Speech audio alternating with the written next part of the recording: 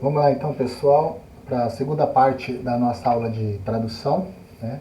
Esse esquema aqui é para mostrar todo o processo, né, que começa lá na transcrição do DNA até o término do processo de tradução, né? Nós já vimos o processo de transcrição, onde uma das duas cadeias de DNA serve de molde, como está vendo aqui a cadeia de baixo, para fazer o RNA, né? A gente aprendeu capeamento, alongamento, splicing, né?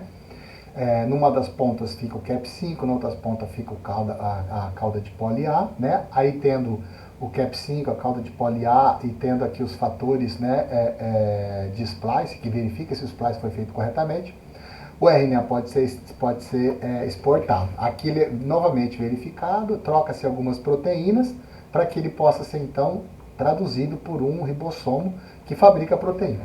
A gente viu até aqui. Mas uma vez terminada a proteína, essa proteína ela pode ser uma proteína que tem curto tempo de vida, então ela vai ser rapidamente degradada, porque faz parte da programação dessa célula que essa proteína dure pouco tempo, então ela é rapidamente degradada.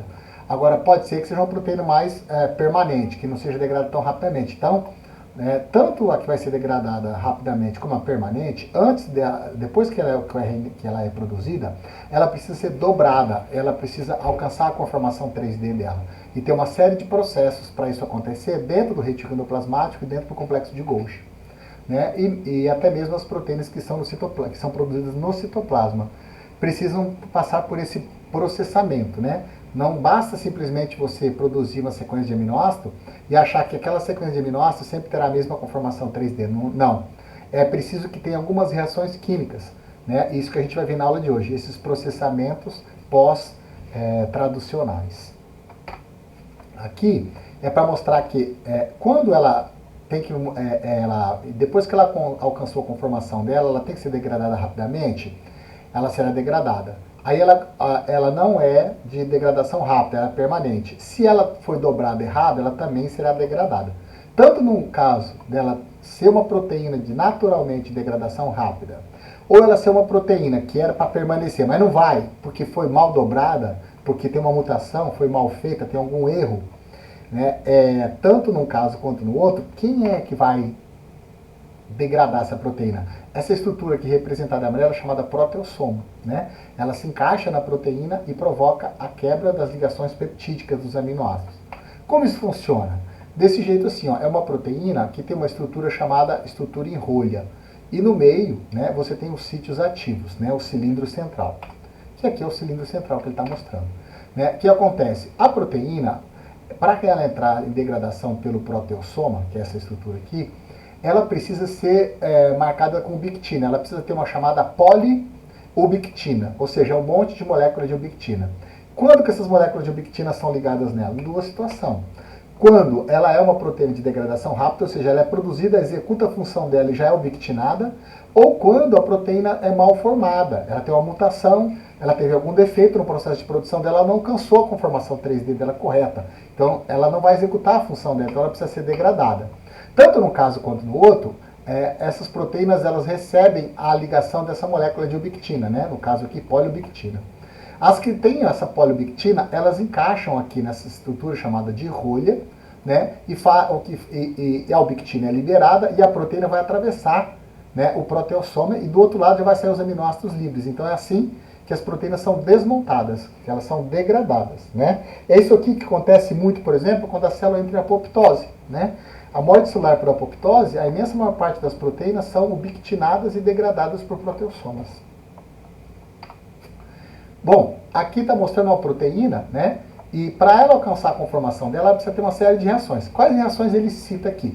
Ele está citando uma fosforilação, adição de uma nova proteína, mas tem também adição de açúcares, tem também uma ligação entre dois aminoácidos de cisteína, formando uma ponte de cistina. Existem várias reações, né, que geralmente são reações entre aminoácidos, são reações de fosforilação, são reações onde você coloca outra proteína e são reações de desfosforilação. São essas as reações que vão acontecendo e vão dobrando a proteína, como se fosse um origami, onde você pega uma folha de papel, você dobra e faz um chapéu, faz um barco, faz um avião. Você pode dobrar uma folha de papel e transformar ela em 3D em qualquer estrutura. A mesma coisa acontece com a proteína, só que isso vai acontecer dentro do retículo endoplasmático, dentro do Golgi, por as proteínas chamadas chaperonas. As chaperonas são as proteínas responsáveis por esse processo. Agora a gente vai falar um pouco dos RNAs. Né? Os RNAs, né, eles são o primeiro material genético que existiu. Aqui tem uma representação da história do planeta, o Big Bang. Né? Aqui são 10 bilhões de anos atrás, o Big Bang aqui 14, 13,8, 10, 5. Com 5 bilhões de anos você tem a formação do sistema solar, certo? E os primeiros organismos vivos, eles eram feitos de RNA como material genético, não eram DNA. Né? Então a gente chama aqui, ó, de mundo de RNA. Depois é que vieram os micro-organismos com DNA, né? E aqui na frente, né, o surgimento dos mamíferos. Então nesse mundo anterior aos organismos que tinham DNA como material genético, utilizavam o RNA como material genético. Né? Mas como assim o RNA fazia a cópia dele? Sim, ué. Porque uma cadeia ela serve de molde para formar uma outra cadeia, que é complementar. E essa cadeia complementar, ela passa a servir de molde para formar uma nova cadeia. Aí como esse molde, essa complementar, forma uma nova cadeia, a nova cadeia formada é idêntica à cadeia original. Então assim você consegue usar, ou assim era usado o RNA para fabricar novas moléculas de RNA. Então o RNA, nesse período, executava a função do DNA. Um RNA determinava a produção de outros,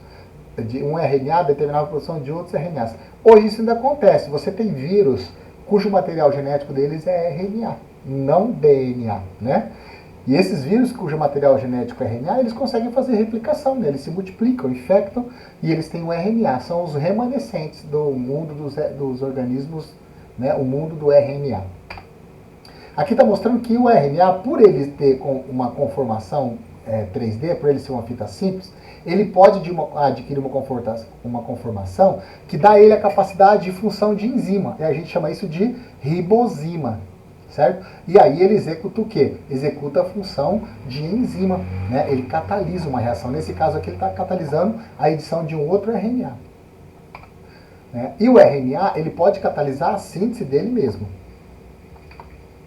Aqui está mostrando, né, os sistemas com base em RNA. O RNA formava outro RNA, né, e esse RNA determinava a produção de proteína. Foi só mais recente que surgiu o DNA. E qual a vantagem adaptativa do DNA? A estabilidade. A molécula de RNA é muito facilmente degradada. Já do DNA, não. A do DNA é bem mais estável. E é isso aí, pessoal.